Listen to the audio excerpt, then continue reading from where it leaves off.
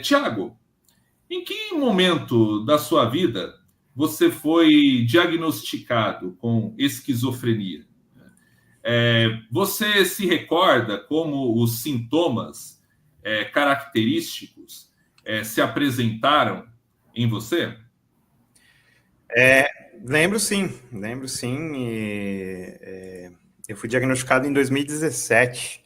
Eu tinha 35 anos. Foi muito tarde meu diagnóstico. As minhas primeiras lembranças de quando eu era criança, assim, eu já tinha esse sintoma. O pessoal vai se assustar com o que eu vou falar, principalmente o pessoal que é cristão, né? Mas é a realidade. Das minhas lembranças, assim, que eu era bem criança, eu lembro que eu conversava assim, né? Aparecia para mim, às vezes falava alguma coisa, mas geralmente só aparecia e depois sumia. A minha avó, que já tinha falecido. E aí a minha família, por parte de mãe, sempre foi evangélica, né? Sempre não, mas na época já era evangélica. Então, acreditaram que era um problema espiritual que eu estava tendo, que nós não temos a crença espírita, né? De que seria o espírito da minha avó. Então, Você a via literalmente? Via, exatamente. Literalmente a imagem estável.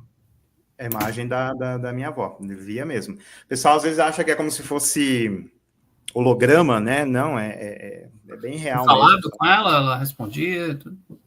Então, eu vou chegar na parte das respostas. É muito incomum que me respondam, mas pode acontecer. Mas geralmente as respostas são coisas bem desconexas comigo, né? Comigo, que é assim, cada um tem um sintoma diferente, né? O Júlio, que é psicólogo, deve conversar com mais gente que tem esse problema também, né? Então sabe que cada um tem a sua própria... Eu vejo que é a mente que projeta as coisas, né? Mas, enfim, eu vou chegar lá. Minha avó, eu não lembro de conversar com ela. Eu lembro de eu falar com ela, mas eu lembro, assim, bem vagamente o que ela respondia. Eu não posso falar o que ela respondia. Eu era muito, muito pequeno, era muito criança. Mas eu lembro que eu vi a minha avó, falei com a minha tia, que eu estava vendo a minha avó, minha tia já falecida, na época ela estava viva, né? E aí ela interpretou isso como um demônio, né? Alguma coisa diabólica que estava acontecendo comigo. Então, assim, desde criança eu tenho isso. E teve uma época, quando eu tinha uns 11 anos de idade, que isso era muito frequente, muito frequente. Eu não conseguia dormir, porque eu ouvia coisas e via formas de pessoas, às vezes formas estranhas e tudo mais. E às vezes eu surtava, às vezes eu saía meio que de mim assim, e aí eu saía andando e não lembro de nada, entendeu? Quando eu era adolescente, eu já dormi na rua, assim, surtando, sabe? Já fui pego pela polícia na rua. Graças a Deus, os policiais que me pegaram foi uma vez. A outra vez foi uma moça que me levou para casa.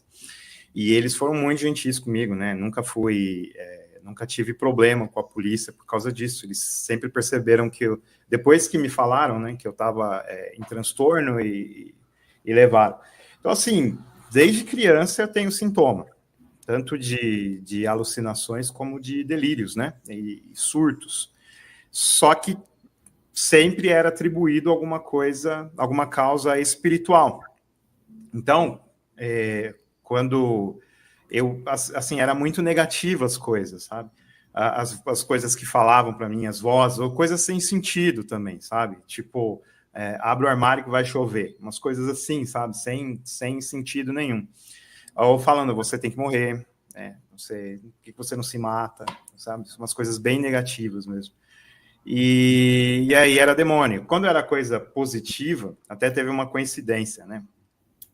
Que o Érico até adiantou que vai perguntar sobre isso, aí a gente faz um comentário, mas eu lembro que eu fui na casa de uma amiga e a tia dela estava lá, e aí eu vi uma voz dizendo que ela estava grávida, e aí eu falei para ela, você está grávida, e aí ela estava mesmo, tipo, ela não sabia, ela foi fazer o exame porque ela ficou com aquilo na cabeça e ela realmente estava grávida, foi uma coincidência, né? Então, era coisa... Aí eu pensei, não, é Deus, é um anjo que me revelou isso, né? Então eu ficava entre anjos e demônios. E aí eu fui para o seminário lá no Rio Grande do Sul, nunca passou pela minha cabeça de eu ter esquizofrenia, apesar de eu ter parentes que têm, que tiveram, que também falecidos já tiveram.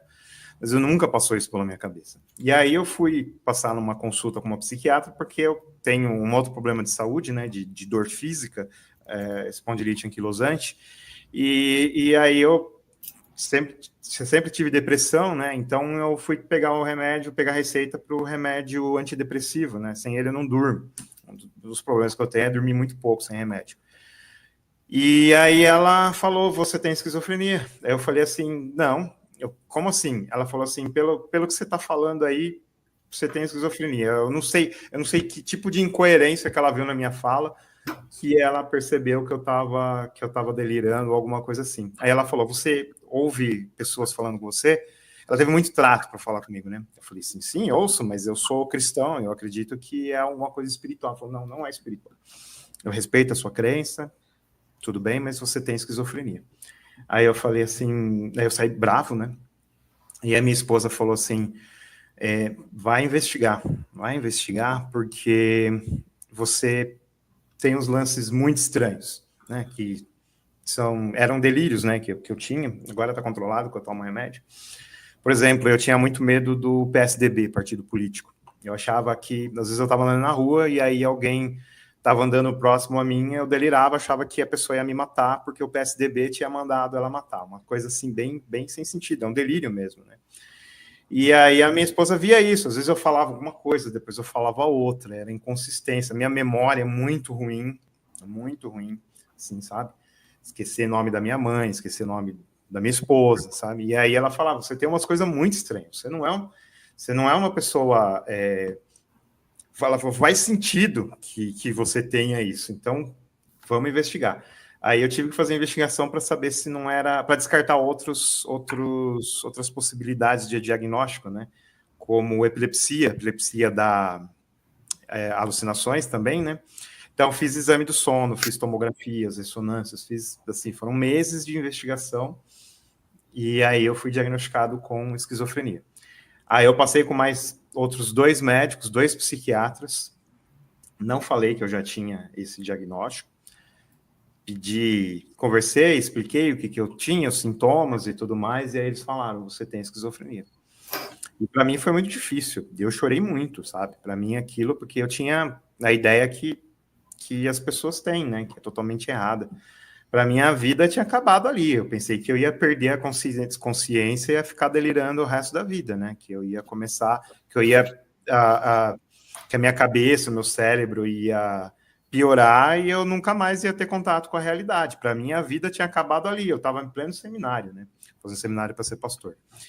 Então, eu não posso falar isso para as pessoas, né, abertamente. Então, eu cheguei em um professor meu, expliquei para ele a situação e ele entendeu e aí ele me ajudou a botar a cabeça no lugar. E aí eu fui em outro... Comecei essa médica que começou o tratamento comigo, ela não pôde continuar, então eu fui para outro médico, em Novo Hamburgo, e ele me tranquilizou, ele falou, você já está com quase 40, você já está com 35 anos, então se você não teve, se você não entrou num delírio permanente até agora, dificilmente você vai entrar, então você consegue controlar, né? E aí eu controlo, desde então faço tratamento, controlo, os delírios pararam, graças a Deus, mas eu ainda tenho alucinações, né? Porque para eu fazer o tratamento completo é muito caro e não tenho condições de comprar. O SUS não dá, o pessoal acha que é outra mentira que as pessoas acreditam, né? Que o SUS dá todos os remédios. Não dá. Então, se você tem uma possibilidade, no meu caso, né? Se você tem uma possibilidade de tratamento mais barata, o SUS não vai dar o remédio mais caro, ele vai dar o remédio mais barato.